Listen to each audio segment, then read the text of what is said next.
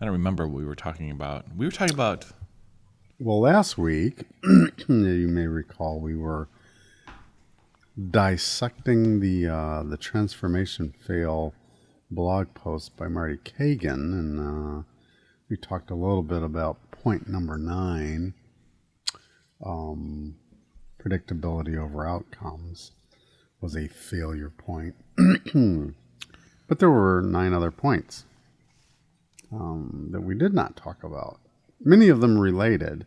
In fact, Well, point 4 was fascinating, wasn't it, Jeff? the one about getting the right people on board, understanding the critical competencies. That was number 4, I believe. And that kind of addresses this transformation. I won't call it an anti-pattern, but it's certainly a behavior that we've witnessed where we go in and everybody's got a new title, whether they're capable of it or not. So they've got the title of whether it's Scrum Master or Product Owner or Product Manager or whatever it happens to be. And they're supposed to occupy that role. I don't know what their roles were previously. In some cases, it's a project manager or program manager, and those are valid roles in most organizations. But do they bring the competencies that are needed in a product model organization? And I think frequently we see they don't. They've got the title, regardless of the scaling model that you're using. I'm not. But to quote our friend Frank Rios, the whole Agile tacos titles instead of the competencies. That, I think, is really what number 4 is talking about. You can't just slap a name, a title on somebody and say, okay, you're a product owner, and here's a coach to help you. Well, okay, that's fine. Remember when we talked a couple of weeks ago to Pia, she talked about giving people space to learn and grow and transform. And so if you're going to slap a new title on somebody, then you've got to give them time, as well as coaching, to grow into that role. But the expectations, I think what we've seen are generally, okay, keep doing what you've been doing. You just have a new title. And oh, by the way, with this new title, you may have some additional responsibilities. Overhead. Yes, overhead. Exactly. You have additional actions on top of your already full calendar, Which we're not removing from your duties. You'll keep the existing stuff, and this is additive. It's not a trade-off or subtractive in any way. and to really double down on the Frank Rios reference. Agile Tacos was his article about titles and ceremonies only. I think that was what the taco was. Yep. I haven't had breakfast yet, and you mentioned tacos now. It's Saturday morning here in Northern Illinois. Good morning, everybody. Yeah, that's kind of the same way I've talked about it. I've seen transformations or evolutions fail because it's at the process level, which kind of sounds like what Frank's talking about. Call you something different, give you some concrete stuff to do, but don't really help you understand why this is, like, how does this fit in? How is it different? Why are you doing it, really?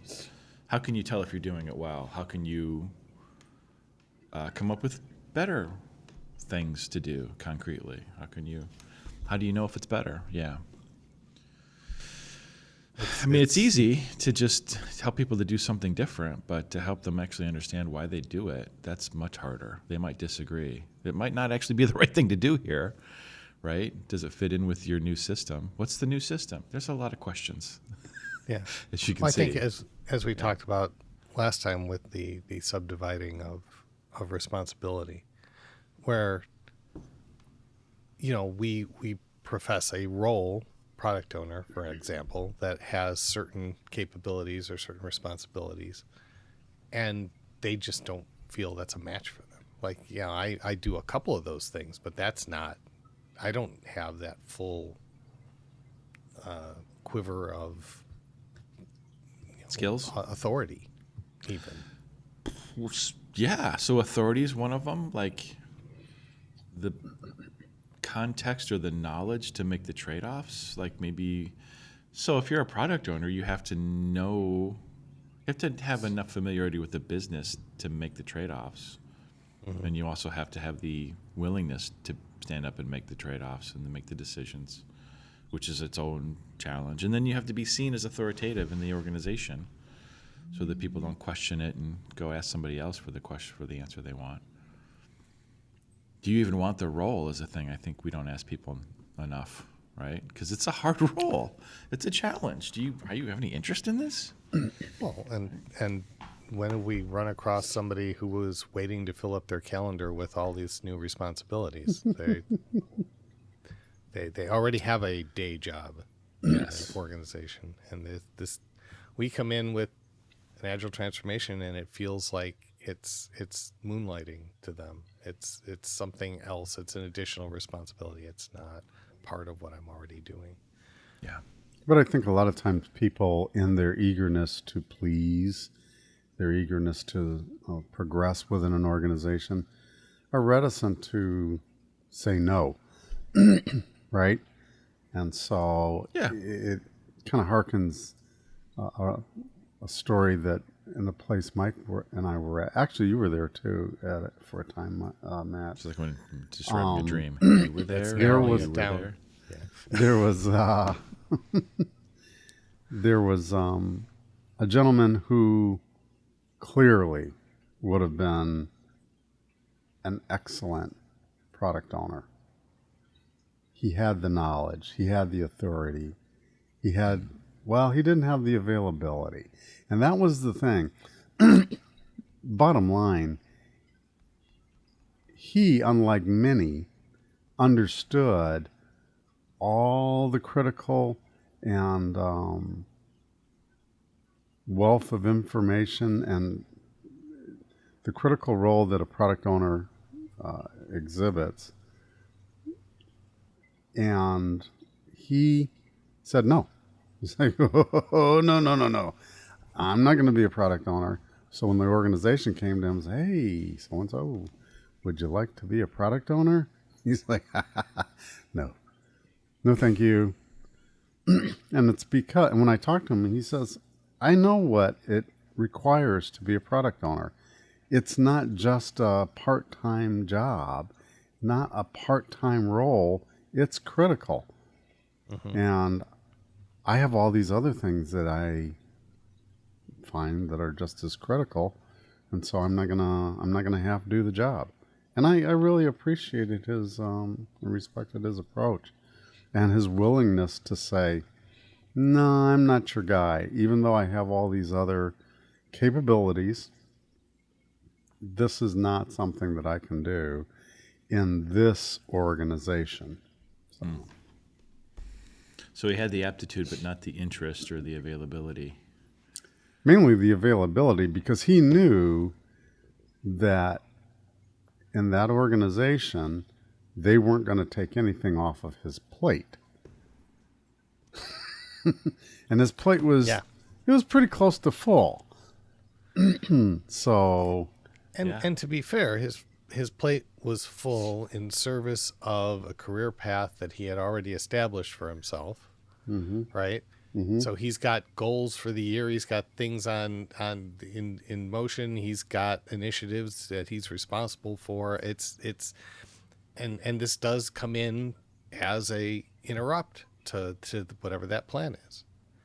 And most people are not prepared.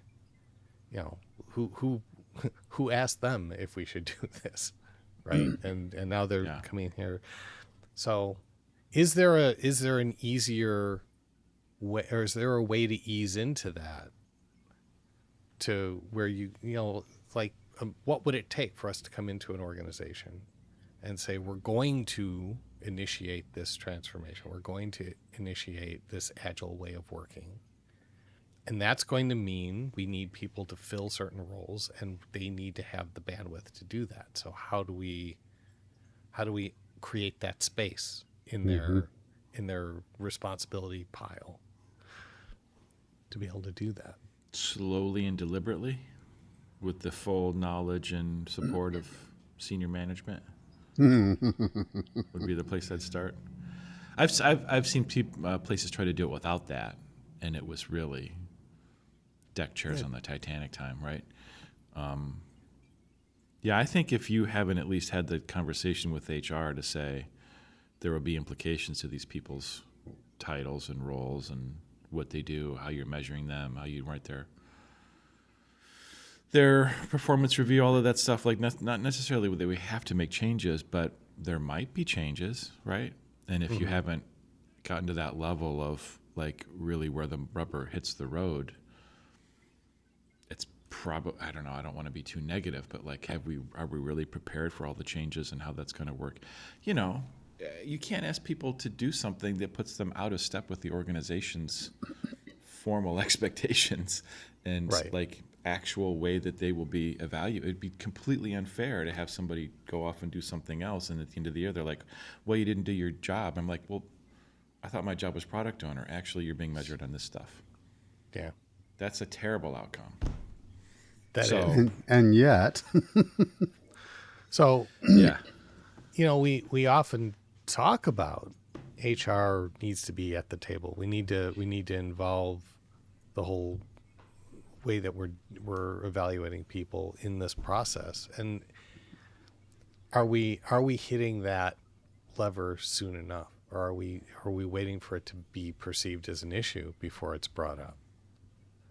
I would argue it's the latter. In fact, I rarely see HR engaged or at the table.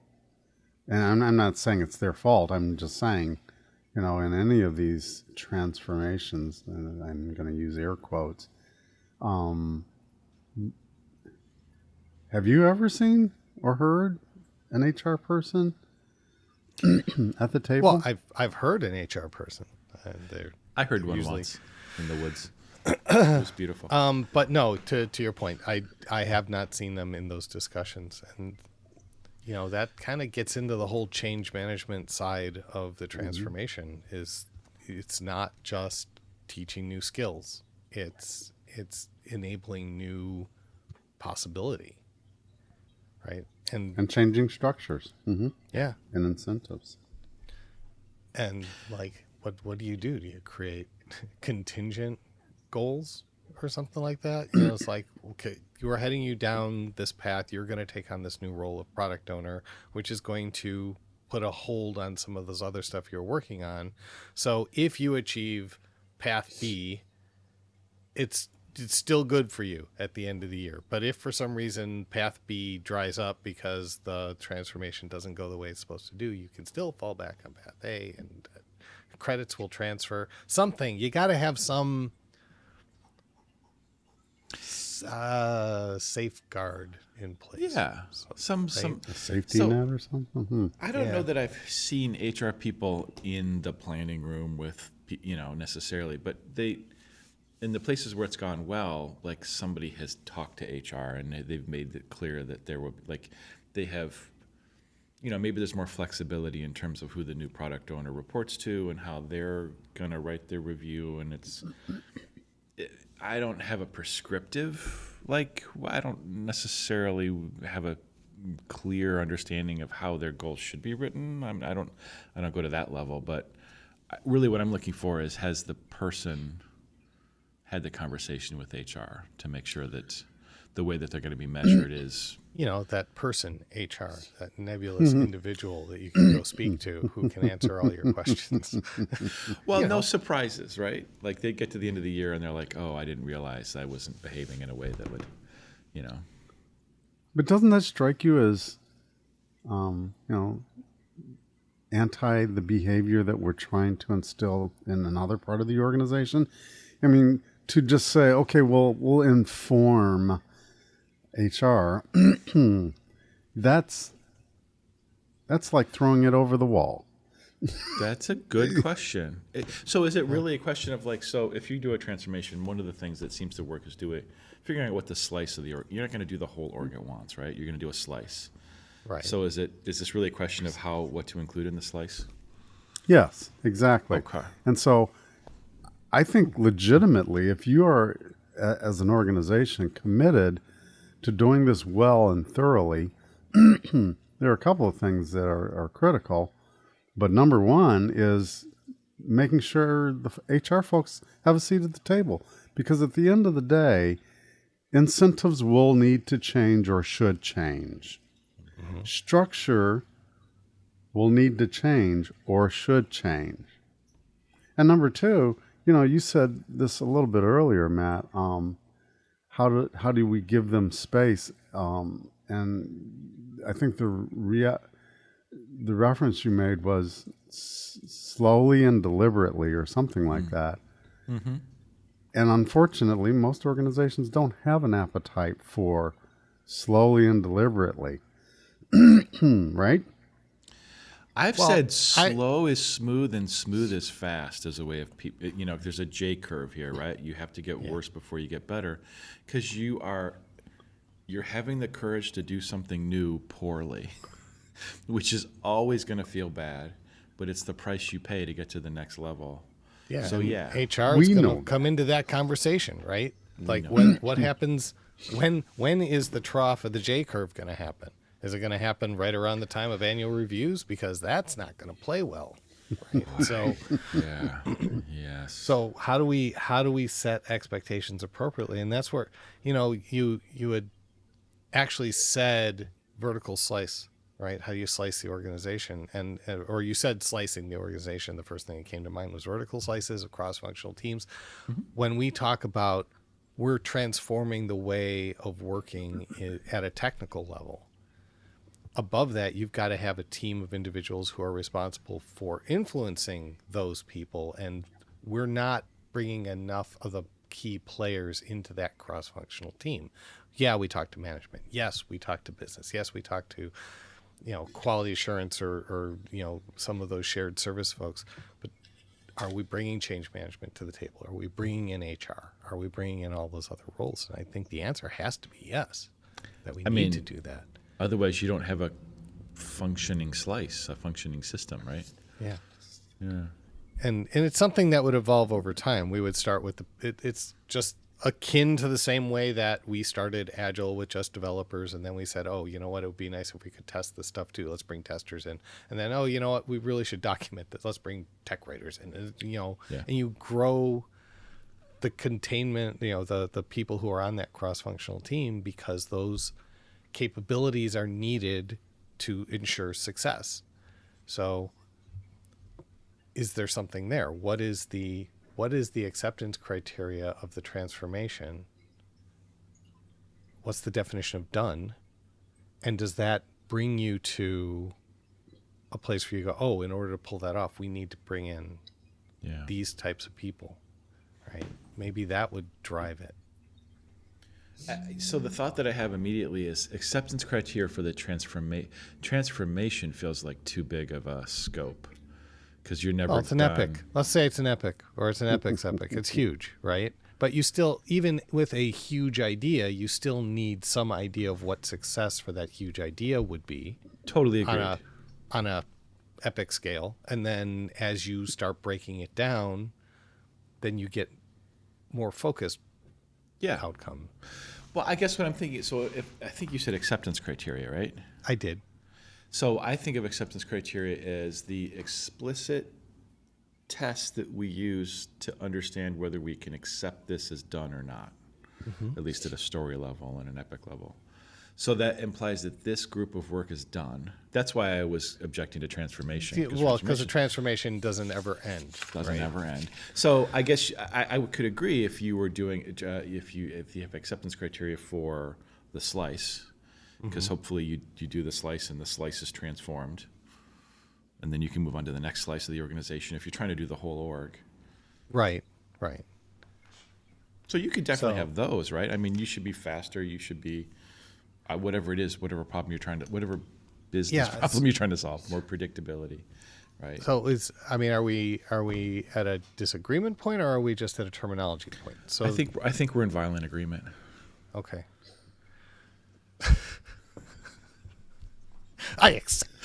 Damn it. How to put the finger away. Not necessary. I'll I see your absolutely- point and raise you a point. I agree with you. Violently. I don't think you understand just how right you are. But again, it gets to the point of having that conversation early on in the engagement, and too often, either we don't hear that conversation, we're not privy to it, maybe, Yeah. or it's not being had, or it's being had, and there's a convenient, forgetting of it. Yeah. But Yeah. the importance of giving people that space to do this, so that slowly and methodically we can tell executives, this is how this goes. Mm-hmm. Are you still on board with this?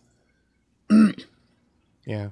But So- I think a lot of times that probably doesn't happen. Well,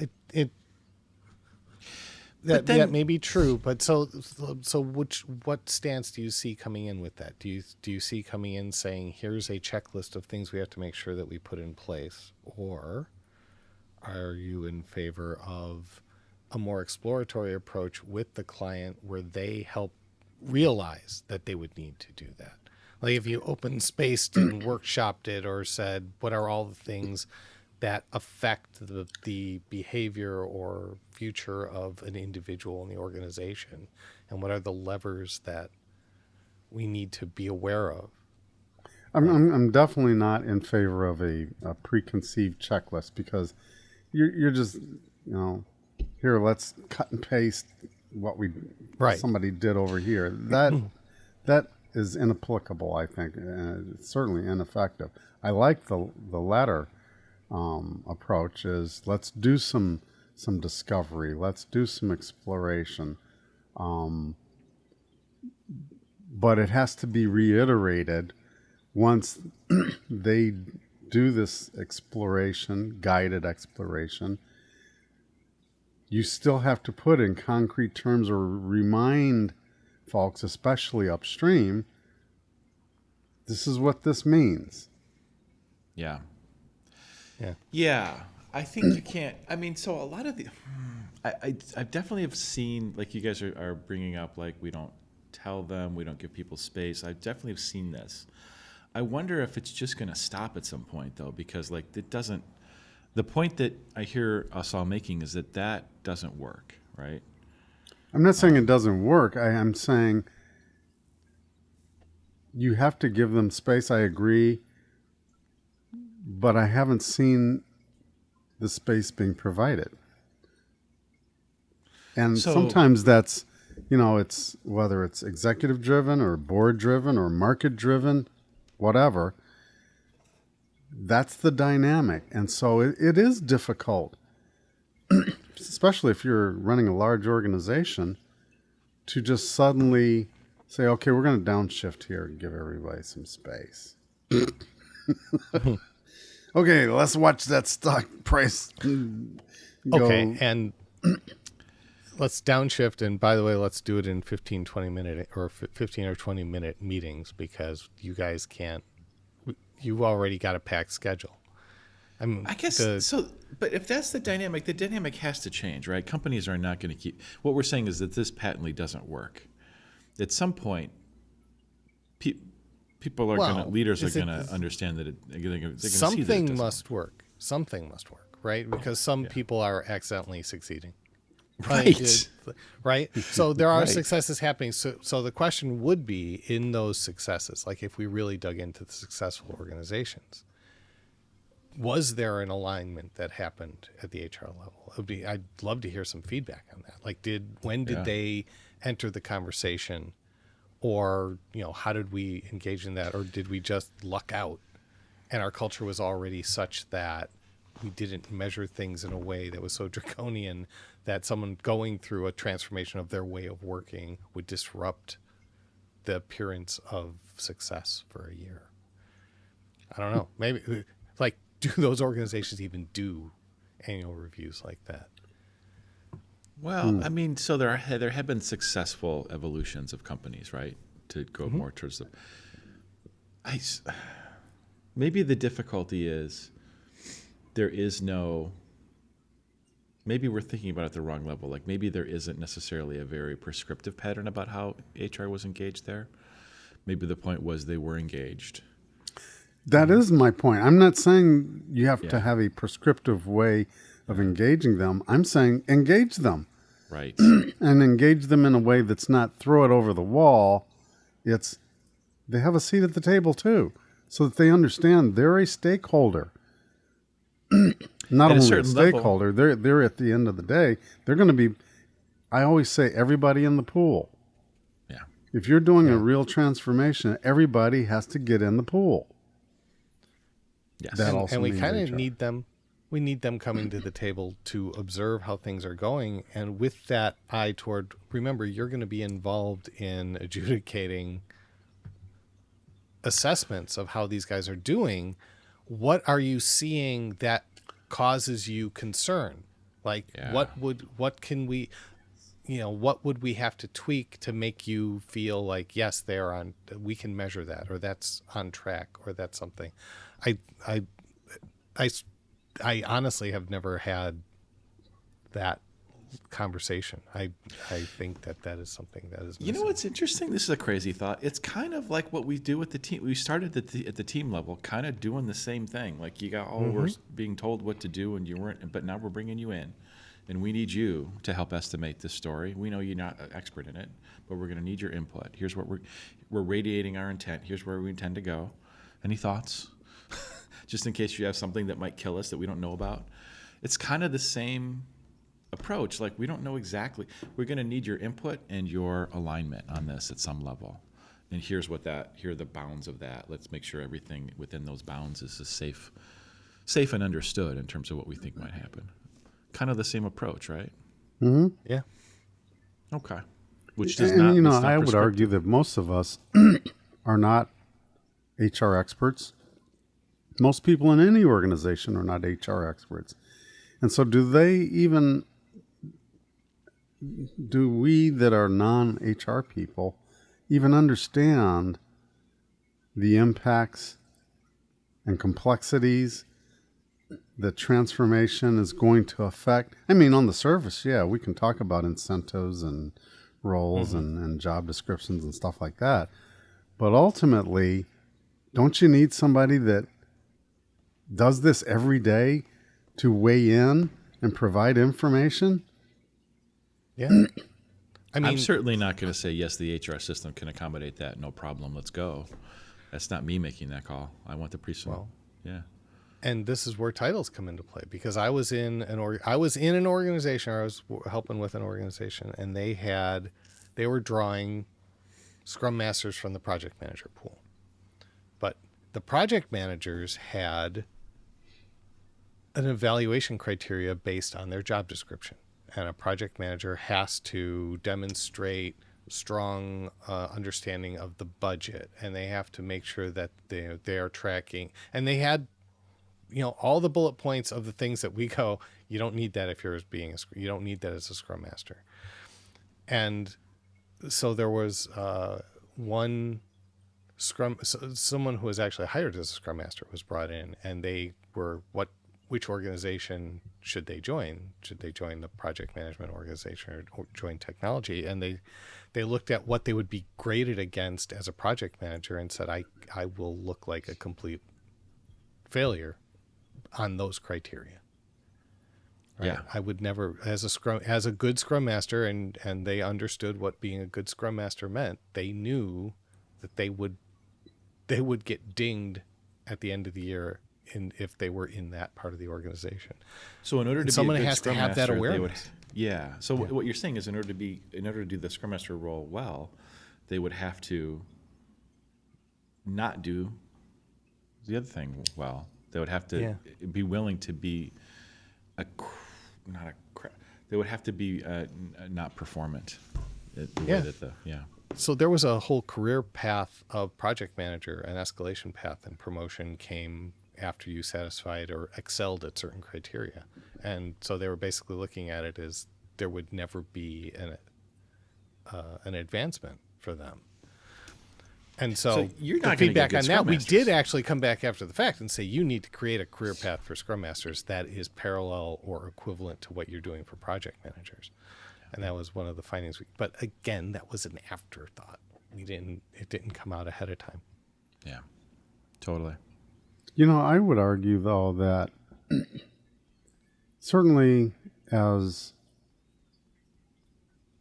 the project manager role has been outlined by PMI in the PMBOK historically, yes, I agree that there are things that are not defined in there that align with the capabilities of a Scrum Master. That said, I also believe that a good project manager, emphasis being on good, is exhibiting those and has exhibited those behaviors that a Scrum Master has and does. Empowering the team, inspiring them, helping to remove impediments, escalating things up, communicating, all the things. These are just behaviors. And if you're a good project manager, you could do those.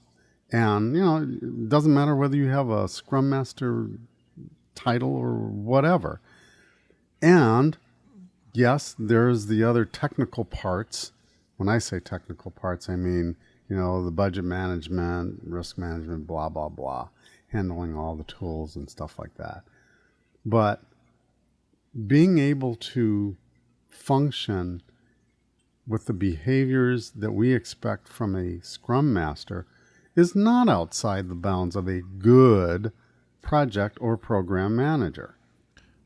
But in order, Hold on. I have to Yeah. throw in a disclaimer at this Go for point. it. That here's this Agile thing does not say there is only one type of good project manager, despite the emphasis of good.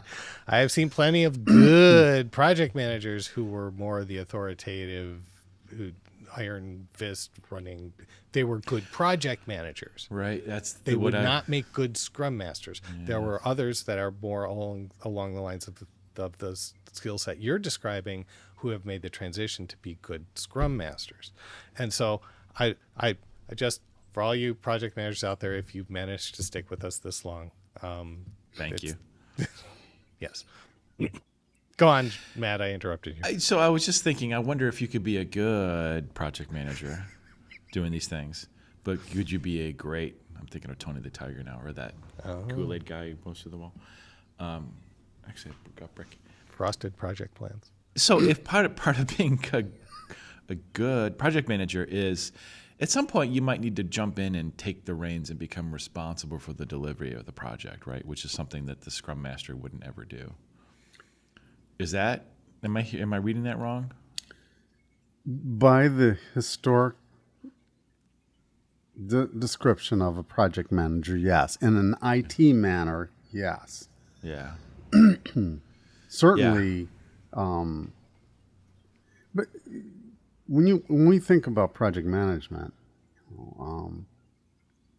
it's not exclusive to IT, even though it seems like IT is just absorbed all of it. But if you think about a project manager from a construction perspective, I mean, they've had to take on the responsibility, but it doesn't mean that, they're the expert in, iron work or foundation work or whatever it happens to be. Yeah. So they know how to get the experts involved to get something done. So, But is that because here's a crazy question. Is that because as a construction manager, they're working in a complicated space, not a complex space? So they can take ownership of it because the uncertainty is low, the cause and effect is known, right? If you're building back to my favorite analogy, if you're building a physical bridge over a river, we've done thousands of those, we know. So as a project manager, it's reasonable for you to take responsibility for the pouring of the concrete because we know how to do that, which is different from a Scrum Master working in software where it's like, we don't know how to build this software object. Nobody's ever done it before. So it doesn't make sense for me to jump in there and take responsibility for the delivery of the code because literally nobody alive knows what that means. You have to let the experts do it. Is that crazy? I've been thinking about project management and product management and how they can fit together in the same organization. And because you are going to have stuff that is low uncertainty, relatively clear cause and effect. You need a project and you need to plan the work and work the plan. That's still a thing that we need to do.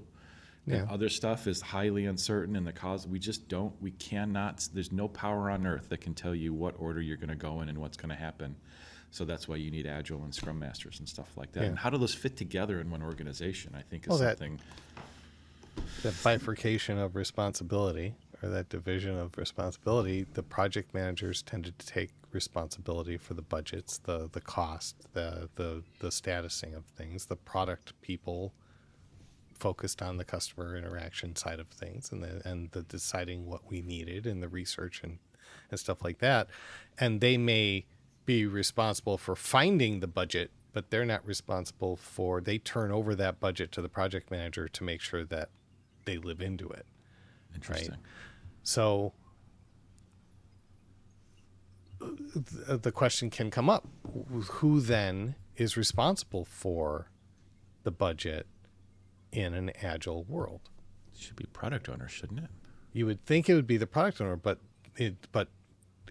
put that on the long laundry list of unicorn skills that product people do not possess anymore. God, in addition to all of this stuff, else. You've got tens of thousands of dollars every 2 weeks that you have to sweat over. And did you make it back? Yes. Yeah. No. And so if we could simplify things, if we said you have a solid team that is always working together at full capacity, you could generalize that to the point where we know what that team costs us sprint over sprint. So we don't need to sweat the small stuff. We don't need to worry about individual hour things. This team produces a value that our product owner is responsible for making sure the value produced exceeds the cost. But so it's they don't defined need to and nickel measurable. and dime it. Yeah. Right. But nobody does that. Or now, okay, not nobody, but too few people do that, and especially early in a transformation. They're still in the old mode of thinking where cost is an amalgamation of individual expenditure. It's not an amalgamation of feature delivery. Yeah, I think that. Go ahead. Was that Nat's ass accounting of every hour? Was that ever even necessary? Regardless, Necessary for what? My question is always, what problem are you trying to solve here by arguing over 1 hour versus 3 hours on this task? Right. If the focus is on delivering the product or service or whatever it happens to be in a quality manner, all this, minute precision of, you spent so many hours on that. Who cares?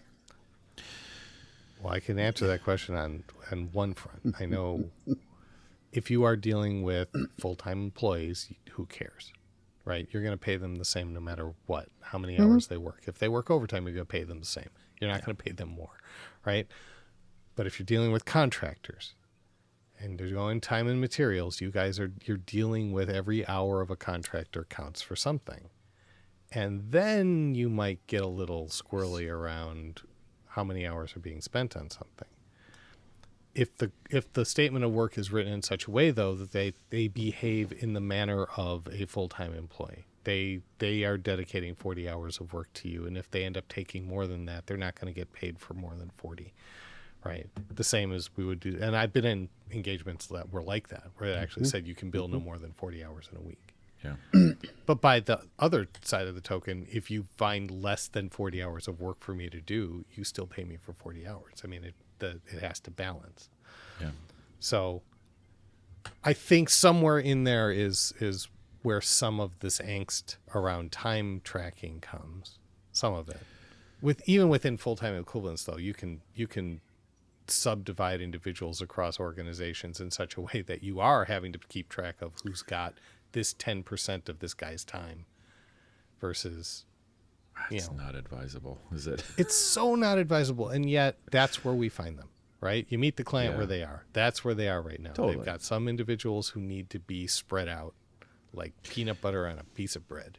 Ugh, gross. Peanut butter on bread. That's disgusting. To me, it feels like cost accounting versus value accounting, maybe. It's like, who is going to do what specifically, and making sure everybody's 100% utilized is much less useful than what's the value of what they create. I don't, if 1 versus 4 hours on this task, are we tracking, is that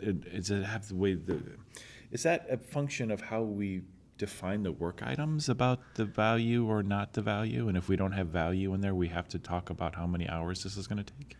When you said cost accounting versus value accounting just there, the first thing is I went, well, value, that's a lagging indicator. So cost must be, oh wait, that's the lagging indicator too. It's just one lags farther than the other. Yeah. So you're going to encounter cost before you encounter value.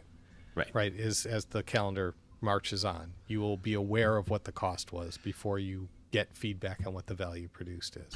Unless you've got some way to measure it up front. Yes. Right? But this is my point. It. This is my point. Defining value and defining how you're going to measure it in a good, that's a very difficult thing, right? And it's typically something that clients are trying to understand, try to figure out. And may also be on the heap of unicorn skills.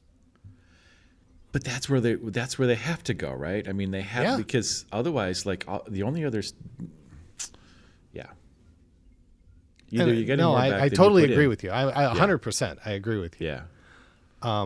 It's just I think that a lot of people are struggling. A lot of organizations struggle because that capability of whether it's determining what ROI is going to be or determining what the value that this feature could bring to us, or what, even if we were to say our KPI is we're going to change market share by 10% in such and such a market, that implies a dollar value. But how do you ascribe? How do you ascribe this feature providing a component of that overall thing? That's super hard, and ultimately it comes back to how does the organization think about this stuff? Are they like deciding what to do and then breaking down this big basic sort of like, are they giving you orders at a high level and you just break down what to do, or are they giving you valuable problems to solve and like helping everybody understand how you're going to measure it, and then you figure out what to do to move that needle? Like if you're in the first system, like thinking about value in terms of the work item definition isn't even on the table. It's not even what your leaders are going to be thinking about. So it's kind of, I don't know how you do it there. I don't think you do. Well, I think the presumption is that when you're coming up with innovative ideas to present to the market as a product organization, higher up in the organization, upstream, you should be, if you're not, you should be thinking, how are we going to measure success? Acceptance criteria? But at an But even higher level, manner. though. Yeah. Well, no, I'm a firm believer of fractals, so I think acceptance criteria apply at high levels as well. Same. It's just they're bigger acceptance criteria. 100%. But what Jeff said was crucial in a product organization. Like that would be Yeah. my definition of a product organization, is that we are defining valuable problems, and that's what the product will satisfy. And so part of that has to be, are we solving the problem? As opposed to a project organization, which is like, this is what you need to do. Break it down. Which is demanding adherence to a proposed solution. Not a, we already know not what a- to build. Just go build Yeah. it. Yeah. Because we know that, from statistics that 60% of products are not being used, features are not being used. So if you think about that, correlate the cost to develop those features. So Which you got just no return. waste. there is a point in which that becomes easier in your product life cycle. Like if you have a slightly more mature product that we are enhancing it, we're adding to it.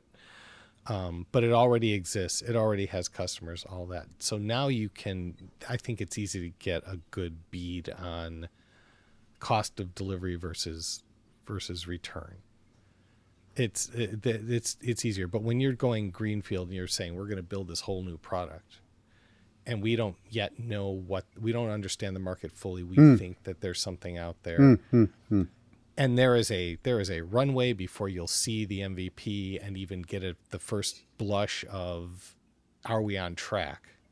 Again, MVP, not first ship, but first point of Go, feedback. no-go decision. Yeah. As opposed to, you're going to ship. Okay. Yeah. And that is I think that's a more difficult leap for people to take. And then that's why there's so much rigor around project planning and creative forecasting, he said with a slight cynical. Creative sounds like a euphemism if I ever heard one. Yeah. But there's a cost of experiment. I mean, that's really what you're trying to do, is as we progress in a greenfield type of product environment, we're trying to understand, number one, product market fit, and how to get there, and what is it that's going to resonate and get traction. And so it does require a series of experiments. Yeah, It's some this is Y the part Combinator where stuff. this is the part where Matt's supposed to hit the bell, and I don't have a bell here. Damn. you don't have the bell there. I fully expect you to ding. You're going to do this because what Jeff said was brilliant. I mean, that was the perfect response. Is that we had it's an experiment. It's that experimentation. I added get a bell to the execute list. Sorry. Go on. Technology's hard. I'm glad that you took that acceptance criteria. Hey, Andrew, Anyway, please. so what Jeff had said was that if they were to approach this thing as experimentation, with an experimentation mindset, we're going to set up an experiment to see if we're on the right track, instead of the do or die, succeed or fail. We're sending astronauts to the moon and bringing them back mindset that so many projects start with. Interesting. Yeah, that's what I first thought of when I heard about MVP. Is the startups live this, right? Like if they don't succeed, they die. So Yes. that really tends to focus you, right? And they Yes. are. And what I've heard about the MVP process and finding product market fit is that when you find, you're stumbling around, you're trying to get traction, blah blah blah. When you get product market fit, it's sort of an astonishing experience because these people are just like throwing their money at you. Like you cannot service the requests fast enough. Your checking account is full. The people are throwing their money at you, and it's clear that some spigot has turned on because you found that, the sweet spot of solving people's problems for an amount of money that they find plenty. But the companies that tend to do transformations are not in that. Are not, at least the ones I have Well, observed. certainly not the ones doing it today. Right. Right. Yeah. These are mostly the laggards. These are the guys who are on the other side of the acceptance curve, who are coming in and going, okay, everyone else has already blazed this trail. We're going to be followers now into this space. And maybe they're going to be on a burning platform where they get that focus, but it hasn't erupted yet. Yeah. Yeah. So it's Interesting. it would be, if you take that metaphor of the startup and they've got the angel investors who they have to keep happy, right? An MVP is a way to reassure your angels that you're still heading in the right direction, right? You're producing something now. This isn't just vaporware. You're not just shoveling your money into a black hole. Yeah, there will Right. be a return. Yes, there will be something, and then you're seeing it get incrementally better and better. You're seeing your investment improve. Most organizations are not in the mindset to say we are a product organization. We will build product teams, and we will fund those product teams because Incrementally. they are, incrementally, because they are returning value incrementally. And so the incentive to the team is to start demonstrating the value that they're doing, right?